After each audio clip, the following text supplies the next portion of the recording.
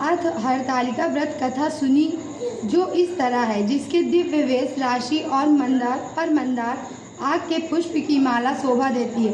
जिस भगवान चंद्रशेखर के कंठ में मुंडों की माला ये पड़ी हुई, जो माता पार्वती दिव्य वस्त्रों से भगवान शंकर दिगंबर वेश धारण किए हैं, उन दोनों भगवती तथा शंकर को नमस्कार करता हूँ।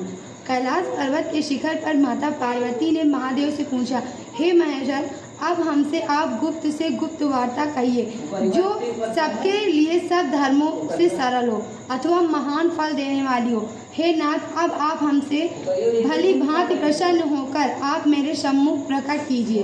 हे नाथ, आप यदि अन्य और अंत रहित हैं, आपकी माया का कोई पार नहीं है। अब हम आपको किस प्रकार से प्राप्त करें और कौन कौन से दान पुण्य फल से आप हमें वर रूप में मिले।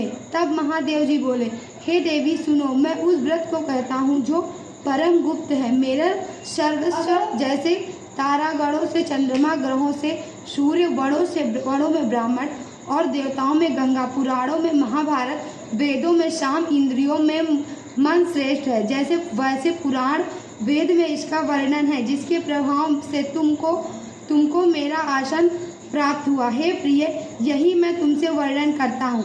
अब सुनो, भादो मास के शुक्ल पक्ष को हस्त नक्षत्र तृतीया तीज के दिन को इस व्रत का अनुष्ठान करने से सब पापों का नाश हो जाता है।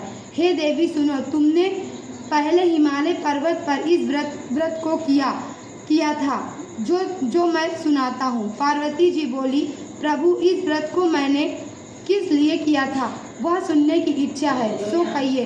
शंकर जी बोले, आर्यावर्त में हिमाचल नामक एक पर्वत है, जहाँ अनेक प्रकार की भूमि अनेक प्रकार के वृक्षों से सुशोभित है, जिन पर अनेक प्रकार के पंछीगण रहते हैं, अनेक प्रकार के मृग आदि जहाँ विचरण करते हैं, जहाँ देवता गंधर्वों सहित किन्नर आदि सिद्धजन रहते हैं। गंधर्वगण प्रसन्नता पूर्वक गान करते हैं। पहाड़ों के शिखर कंचन मणि वैद्य आदि से सुशोभित रहते हैं। वह गिरिराज आकाश को अपना मित्र जानकर अपने शिखर रूपी हाथ से छूता रहता है, जो सदैव बर्फ से ढका हुआ गंगा जी की कलकल ध्वनि से शब्दमान रखते हैं। हे गिरजे, तुमने बाल्यकाल में इसी स्थान पर तप किया था।